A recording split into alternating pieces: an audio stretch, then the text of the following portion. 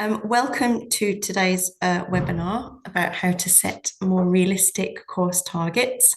I'm joined by two brilliant people and colleagues from my team. So first of all, I'd like to welcome Cathy Mitchell, Associate Director of Strategic Planning at Imperial College London. Has a wide remit of research, funding and strategy. But I know Cathy from when she was formerly Head of Market Insight and Portfolio Marketing at Heriot-Watt University, where she had a deep focus on getting the portfolio right and the marketing activities behind that across their global campuses. So welcome, Cathy. Thank you very much. Lovely to be here. Great. And Dr. Julian Westwood, Director at S Squared Insights, an HE Insight professional formerly before becoming a director, with extensive experience in business intelligence and target setting across HE and other sectors, but with a particular specialism, I believe, in fee setting and how that impacts on student number targets. And I think you'll be talking about that in a bit, won't you, Julian? Oh, I certainly will. Thanks for having me. Brilliant. And finally, me, for those of you who don't know me, Penny Eccles, founder of Marketing Partnership. We help universities to grow or to find more of the right students for them. We have two signature products, our PACE program, which helps set a culture of enrolment across institutions, and also stealing strategies, where we work with academic schools and academic subject areas to grow their market share, which again is quite closely linked to what we're talking about today.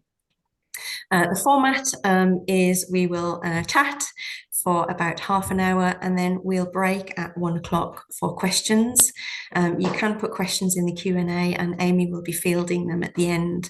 So if questions come to you during the course of our conversation, please do take the opportunity and ask us a question. But first, I'm going to ask the questions. I was delighted to see so many people interested in this topic. Initially, I put a call out on LinkedIn and said, these are the things I'm thinking of. And there was an overwhelming response to this topic. How do you stop unrealistic course targets? So Julian and then Cathy, why do you think this was such a winner? Or why do you think it's bothering people so much? Why is it so challenging in your experience, Julian? Okay. From my experience, I think it all comes down to the pressure that people are feeling. Across the sector now, there's a growing awareness that HE finances are broken. And while we all look around for a bigger solution, a more sustainable solution to be put in place, there's pressure in the here and now. So the attention then falls to the revenue generating areas. So that's to students, and the answer seems to be more. I would think that most people's target across the sector could be reduced to just that one word, more. Could you just get more? Could we have more? And that's not really viable. I think for a while now, there's been a focus on growth in student numbers. So it's always get us more students.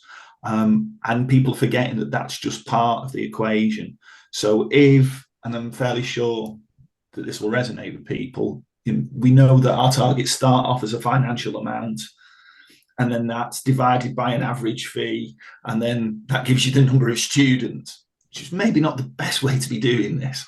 In fact, I'll go so far as to say it's not the best way to be doing this. But we focus too much, I think, on the number of students, forgetting that there's another lever to be pulled there, which is the fee side of things as well.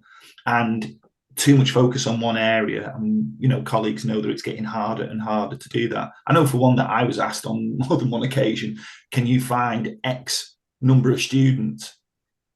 You just find them, I remember on one occasion being asked to find 1,000 extra students, which begs the question, well, which students are we talking about? Because if they're international students studying the humanities, that will probably generate a lot of money. If they're home students studying medicine, we're going to lose a lot of money.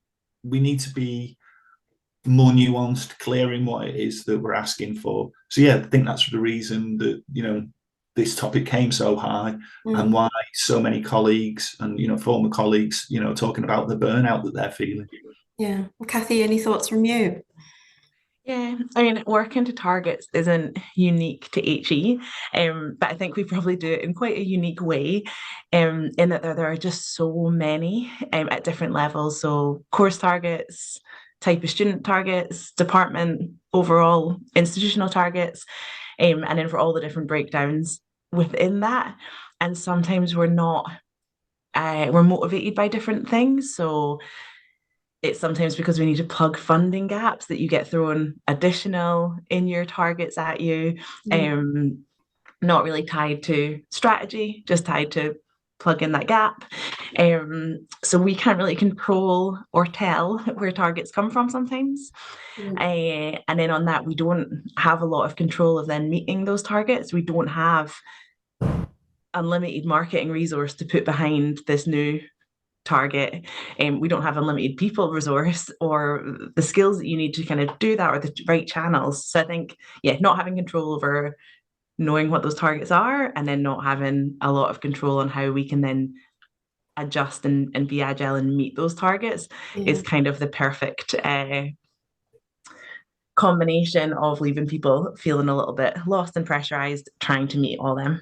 Yeah, it's really stress inducing, isn't it? I would have many a moment when people would throw numbers out, 15% blanket increase across all subjects, and I could feel my heart beating out of my chest, because I always felt really responsible and very accountable for these targets. And indeed, I'd heard of marketing directors losing their jobs because they hadn't met these targets. So um, it is a high pressure environment, isn't it? Um, but it can't just be all bad. I'm sure you've both got some examples of when it's gone really well. And I think the audience here is desperately looking for um, ways to make this better, ways to make sure that everybody's on board. So, Kathy, any great examples that you can give of how it can really work? We got to a pretty good place with this at Heriot Watt through the process we had around particularly around new subject launches. Um, but when I read this question initially, the first things that jumped into my mind were examples of the bad practice, or not bad practice, but getting it wrong, which is then what led us to a place where we could learn from that and get it right. Mhm. And a couple of examples are the lessons that I took from kind of those early maybe getting it wrong moments. The first one, and I think there might be some colleagues from Heriot Watt Online here, is an example around target setting there, and looking at how to set targets for new online programs. And the approach I took to this was to benchmark it off of our existing online programs, use that kind of demand subject area data to then model what future enrollments would be like in new subject areas tied to our current enrollments. Unfortunately, our existing program is an extremely successful online MBA, which Heriot Watt have been running for 25 to 30 years. Lots of successful alumni, huge numbers, and totally bucking the trend. So when I modeled, it was all very sensible data, but when you modeled that, Mhm. it didn't make sense in practice. And if anyone who knew the area had seen those targets originally, would have told me that they were unachievable. So I think that first lesson is utilize the people who know what they're talking about and apply that kind of insight, even if it's informal, to your target setting. And the second one was around modelling student numbers for September 2020 after COVID kicked off and we knew there wasn't going to be a lot of mobility. So in that case, there wasn't a lot of data and insight about what was going to happen in September. No one knew, but I still spent a long time modelling what that was going to look like. And of course, got to a position that was completely wrong. Everyone was projecting losses and less students, and we were in a place with a lot more international students. So I think the two lessons I took from that were to talk to people who know the area and to not make things up. If we don't know, we don't know. And you can't really put a target on something and there's not enough to go off of and to be realistic about that. So we got to a really good place where specifically for new program launches or subjects where we got a little bit of additional resource behind, got a big team together across the kind of relevant professional services, mostly marketing and recruitment, and the academics themselves leading that subject area to kind of come together with a launch, tie it to the amount of budget that we had for additional activities, and use the insight that we did have to then come up with a position where we thought we could get to off of a launch. And we did that with 2 subject areas. So it was sports science and aerospace, and launched very successfully to target and avoiding stress because of how well planned it was. I think your approach very much was on minimum viable product, wasn't it? Rather than this is the actual target. Yeah, in getting something approved, so targets can be a little bit aspirational. They don't have to, they're not meant to be easy in what we'd get in business as usual, but getting new programs approached took that minimal, if we launch this well, it looks like it will get this amount of students, and then you can kind of add a little bit onto that, especially if you're adding targets for recruitment teams and things like that. But yeah, making budgets and things available off of minimal viable, not hugely high targets. Mm. And you said the crucial word about getting big teams together. I think it's unavoidable, isn't it? You've got to get as many people in the room as possible. Julian, what about you? Any success stories you can share?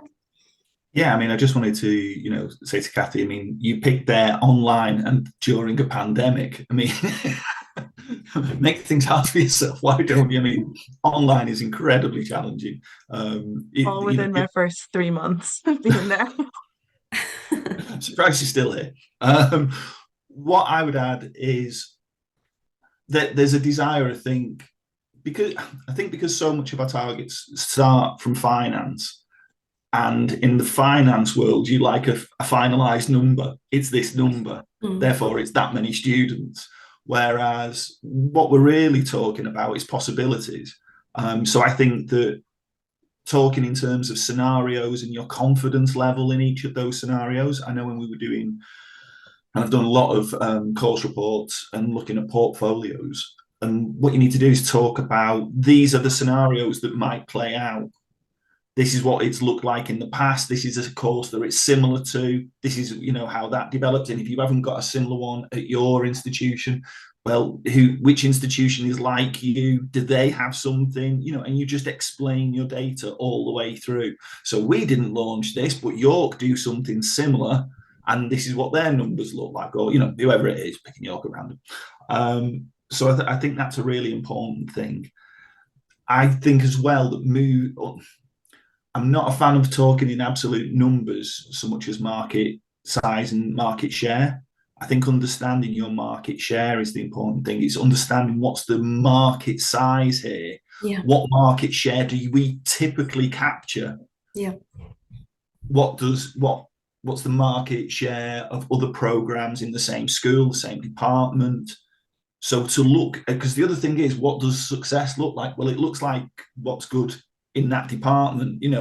10's good in some departments, 100's good in other departments. It's understanding it in those terms and saying, because while we would always present information in terms of scenarios and confidence levels, I would always advocate that my team would then put forward, and this is my opinion, if you're asking me to pick one, I think it's scenario B, and I'm this confident about it. Because people, you've got to come forward with something at the end. You've got to put you've got to back yourself at some point. So yeah, I think for me, it's those approaches that are really important. So yeah, for everything that Kathy has said there, market share, understand the market size, look at other people's track records, and understand what your bottom line is. So as you said, minimum viable product. If it state what success and what failure looks like. Less than this, after 3 years, we need to stop. Yeah, we've got to do something about it. Yeah, I very rarely hear those conversations. What does an exit look like? Exactly. And it's so true about, online and all of those factors. But I sometimes I think back in my old marketing days when they talked about pestle analyses, and if people talk about them now, I roll my eyes and think, oh, it's a bit basic. But actually, no, it's not basic, is it? I hear of universities now setting targets based on what happened in COVID. So things to do with nursing and teaching. But we know that some strange things were happening to nursing and teaching in COVID, and we can't possibly model that forward. So yeah, I think, and we've talked about the tyranny of 10, haven't we, Julian, as well?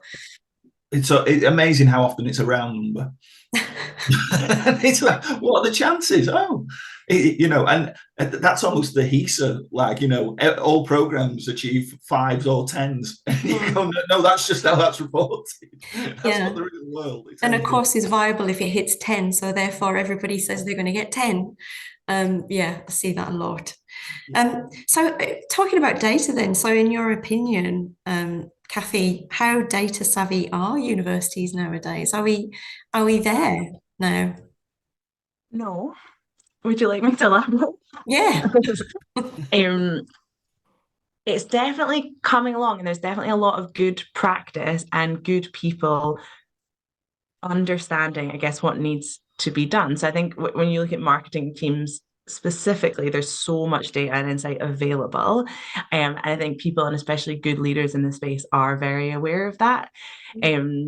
One big gap is return of investment for marketing spend. And when you see a lot of reports now, they look great because they're telling you how many interactions you've got and link clicks and conversion to application space. But that one big gap, I think, that we still are working towards is how much did that cost?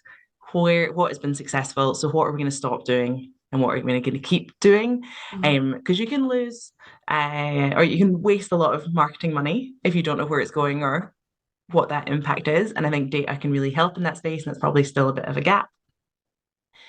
So yeah, I think we're better, especially in the last 5 or so years. There's definitely a lot more emphasis on the importance of that, and people are starting to get it, but I don't think we're there compared to other sectors and other industries.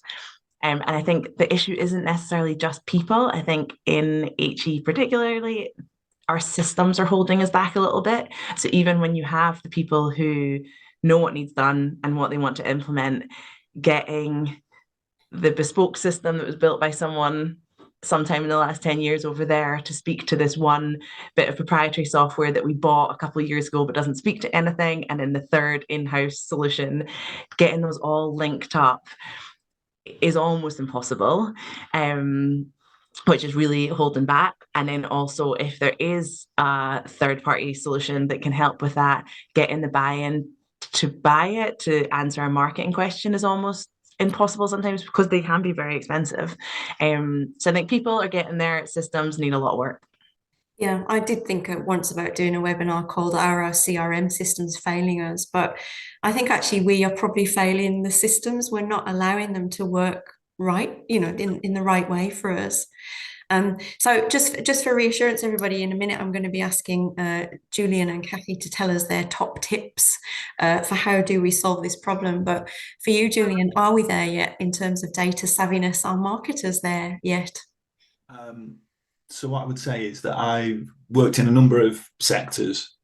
So, I compare across that, and I agree. In the time I've been in HE, I've seen it improving, but we lack maturity in this area. We're right at the start of this as a journey and a development. And it's not helped at the moment because we've only got 2 types of data to work with at the moment, which is weird because it was from a pandemic, or out of date because it was before the pandemic, which leaves us all feeling a bit, how much reliance can I put on these things? What I would say is the biggest challenge for the sector, though, is that we walk backwards into the future. We're so fixated on past data and old data, which is really strange because we're in a sector where the future is very knowable, because it's knowing about, how many people will be taking A-levels in 3 years' time. We can know because they're already in the system, and we know take-up rates, we know the changes, we know the way it's. So these things are all knowable, but we seem fixated on HESA data. And, HESA data is fantastic. Knowing your competitors' performance without having to, commit industrial espionage is very unusual.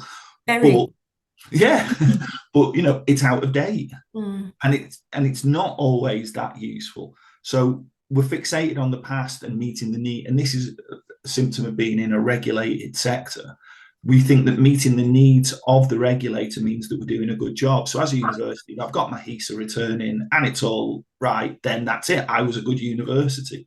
Whereas in my experience, because I've worked in social housing and there's a similar issue there, actually satisfying the regulator gives you permission to operate. Right, you've done all that. Yes, we agree you can continue to be a university. At which point the question should be, what sort of university do we want to be? What is it we want? How do we want to be in the world? And that's where all the data could help. But typically, we're stuck in cycle. We're looking at marketing teams that, are exhausted and don't get the time to review their data, because as soon as that campaign's finished, do you now have time, a week to look at, the data and analyze what happened and calibrate the next, or are you straight into the next one because you're already behind? Yeah. It's just so difficult. So, yeah, I think that there's a lot to be done. We are hamstrung by systems, and it shouldn't be that difficult. And as I say, the work that I do now is all about using the data to help universities achieve more, and it's entirely doable. So yeah, there's still a way to go. Okay, so the killer question then, and the title of this webinar is how do we restore sanity in the sector? I'm going to come out to you with maybe your 3 tips. I'm going to start with mine, so you don't pinch mine. So my 3 tips then. Targets absolutely must be reasonable and achievable, and they have to take into account the market and political factors. And therefore, we've got to treat each other as professionals. I've had many a time where, a finance director has disclosed to me that the target they gave out was not the real target. It was just an aspirational target. But of course, that's not treating your colleagues as professionals. I think we need to be realistic and real with each other. Secondly, relationships are key to this. Bizarrely, when I did the call out and said, what topics would everybody be interested in? One of those topics I put was making friends with your CFO. And nobody was interested in that topic, which I thought, thanks, Julian. I just thought, wow, because actually that could be the key here. Does your CFO understand the basis upon which a higher target has been set? Are there plans for more facilities? Are there plans to steal share off a competitor? Is there a new proposition? Because if there isn't, where does the target increase come from? And you can only have those conversations if you have a strong relationship. And that you can have these meetings with marketing, planning, finance, academic leads, and marketers. So you're all in it together. And then the third one from me is you've got to set your business up for success. And I say business deliberately, because sometimes we set targets because we want to hit the budget, so we maintain our status quo. And I think growth can be achieved, but probably not by achieving the status quo. Things have to change, the offer has to change, perhaps the business model, the commercial strategy has to change. So they're my 3. Kathy, over to you. What are your 3? 2 or 3? I think the first one for a kind of market insight team that is not setting these targets is you really have to know your product, almost know what you're doing. So in the portfolio, know what degrees are being offered, who those academics are, how that degree is performing, and what likely impacts a marketing spend would have, because all of these low-level targets are really just verging on micromanaging. So that is people who are maybe unclear about what the performance is going to be like for the university want additional targets, additional targets, additional targets.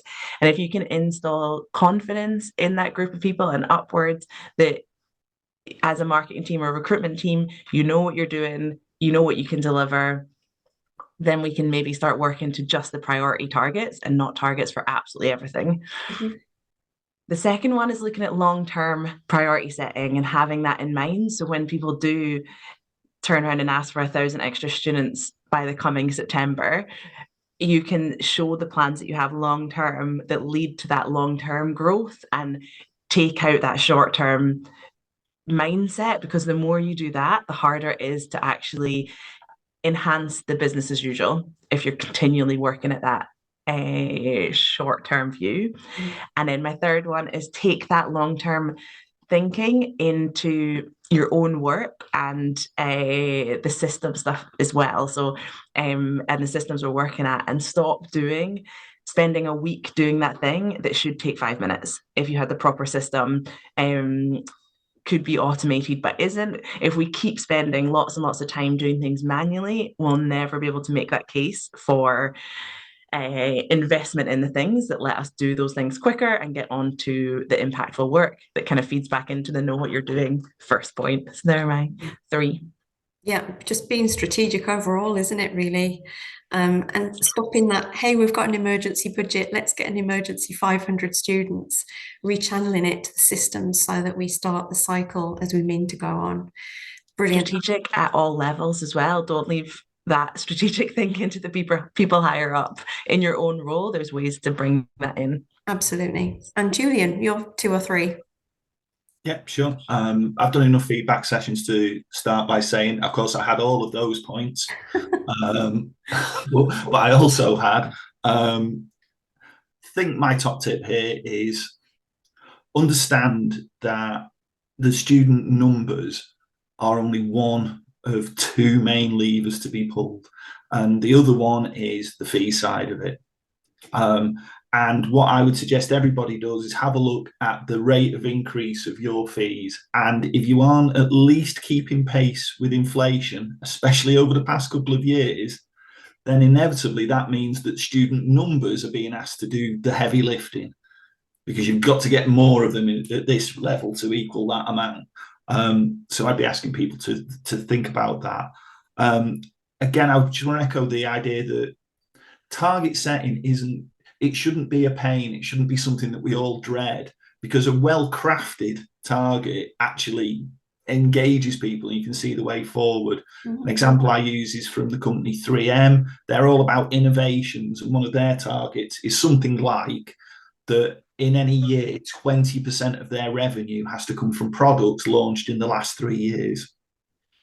Okay, so that instantly demands a funnel of innovation that's going to market, that makes you money, that then after 3 years goes onto the wrong side of equation. That means you need to generate even more. Why don't we have targets in that sort of frame at universities? And then the other thing I would say, a very practical one, is go back to looking at market share. Absolutely essential. Look at the market trends on 1KG the other day. There was a tool just yesterday, I think, that was launched on there that really helps. Have a dig in there. That's for people to access, and yeah, should help with those conversations. Great. And also, if I'm going to add an extra one of yours from last time we spoke, I wrote it down, so it must have been a great sentence. You'd said, celebrate the right things. Having an amazing clearing might not be the right thing. You still stand by that? Yeah. It's universities are very busy places, and sometimes it's generating more heat than light. I'd want to celebrate a very quiet clearing because it wasn't needed. Yeah, absolutely. Okay, thank you. Hopefully people have got some tips there. And whilst you're thinking of some questions to ask, I'm going to do my promo for our next webinar coming up on the 22nd of February. Rather dramatically titled 5 Reasons Why You're Not Attracting Enough Students. This is based on our work with clients. We've noticed there are 5 common traps we've seen perhaps institutions fall into, especially in them increasing their lead pool and how they're nurturing their leads. So sign up for this. I think Gemma is going to put the link in the chat.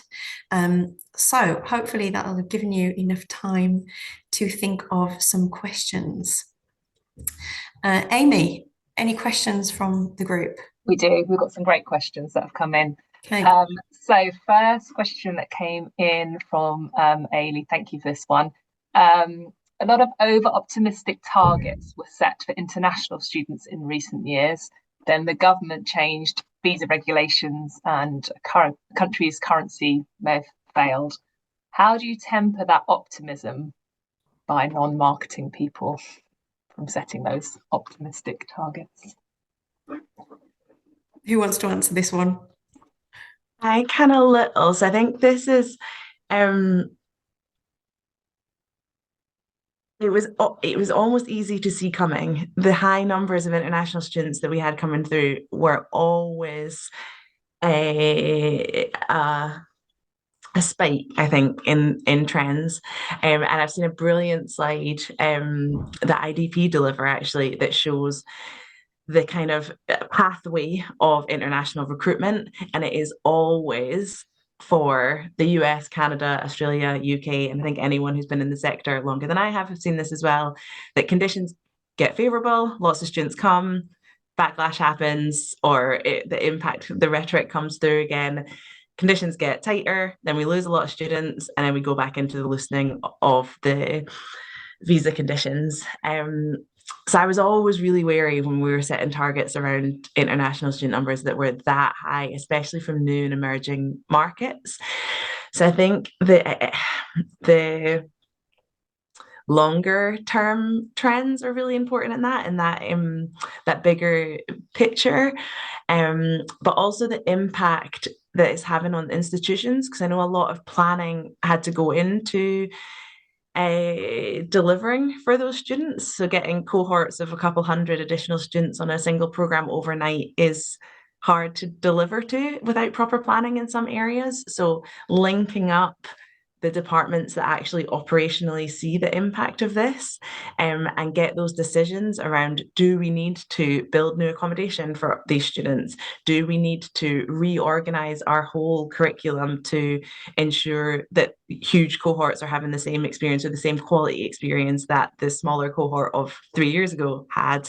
And then once those bigger implications are evident, it's not just additional money in the bank. You have to invest a lot to deliver for those students. Yeah. So once those joined up conversations are happening, you start taking it a little bit more seriously. And if you want to plan to deliver at that scale, you have to change a lot operationally. And then you can start having those higher up risk conversations around that investment and long-term likelihood of retaining those students. So I think marketing can't just do it. It is the other areas of the university that need to kind of align to deliver that growth. Yeah, it goes again, doesn't it, about these relationships and having those good relationships and those honest, challenging conversations, I think. Shall we go to the next question, Amy?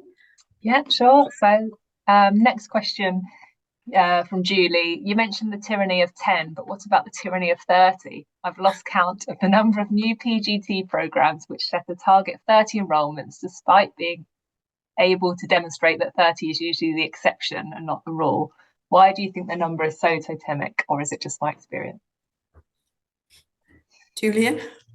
Yeah, the alliteration wasn't as good for the tyranny of 30, for the tyranny of 10. Yeah, it is. People will get things.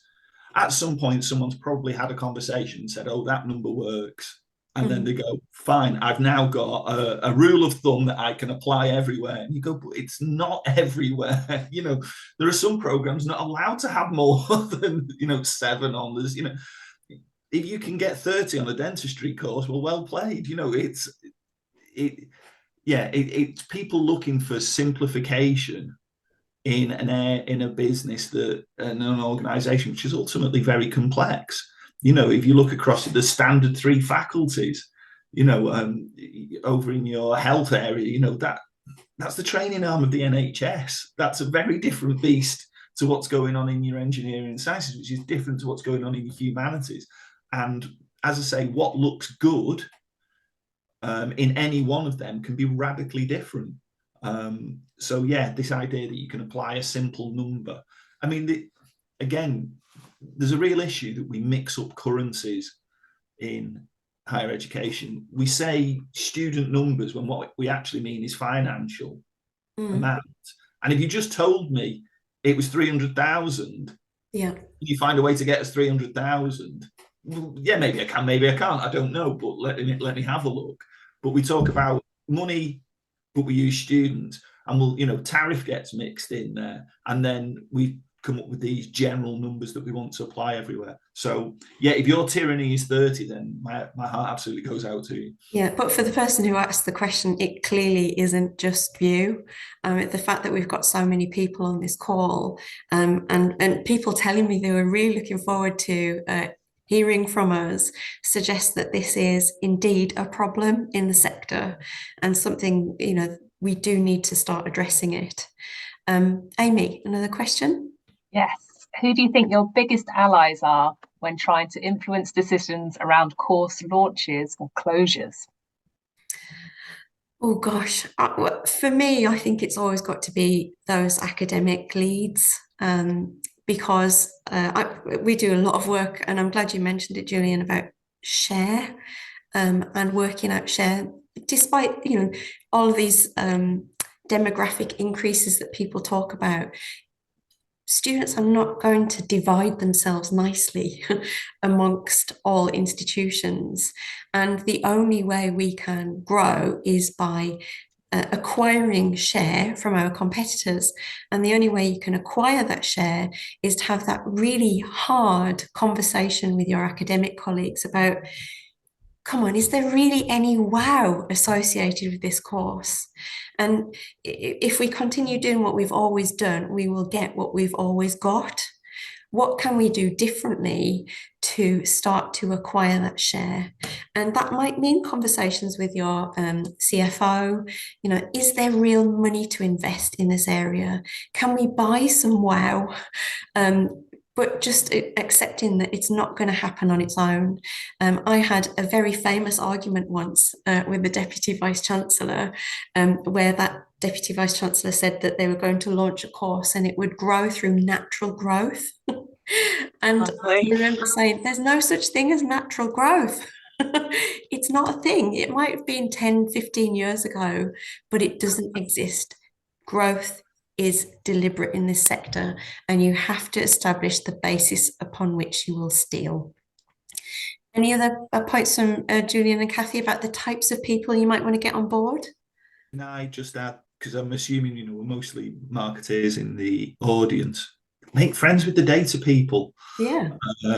They can help. They can provide hard evidence, whichever way, good, bad, or sometimes it's a bit meh. But if you speak to them, make friends with them, and the data people are data people because that's their strength. The marketers are marketers because that's their strength. But this is a Venn diagram. It can overlap and it can be really useful. So I'd say get the data people on side. Yeah.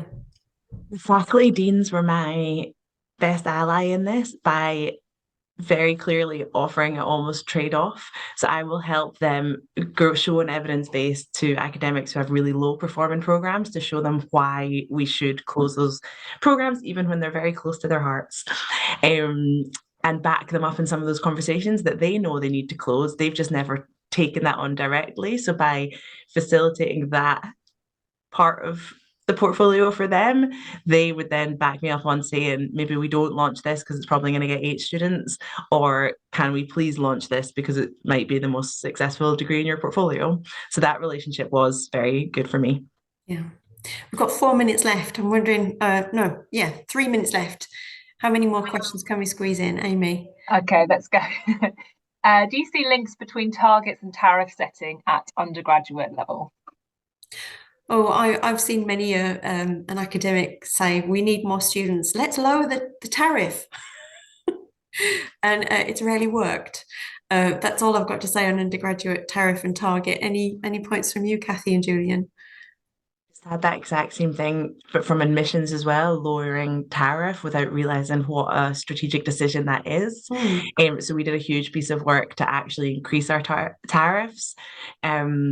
step by step. So like one grade change per year, but over the course of a number of years to get us to a better place. And you can actually see it in the data in the number of insurance and firm places that when your tariffs are higher, you get more firm choices. And given I was at a Scottish university, we use this to look at universities or students, sorry, in the rest of the UK, and increased our tariff so that we could increase our targets as well. Yeah, I think there's a real issue here that people think that we're in a supply-demand market. We're not. This is, if you need to look it up, we're a Veblen product, we're a Veblen good.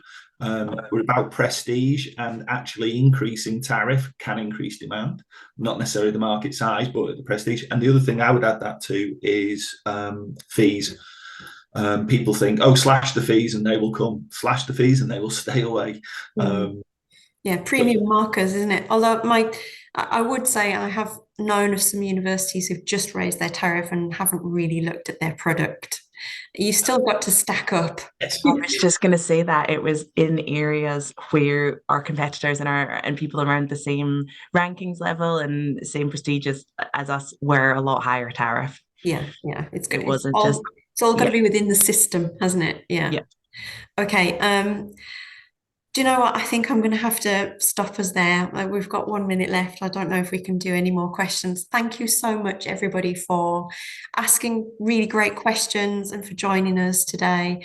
And a special thanks to Kathy and Julian for your insight and for your time. We really appreciate it.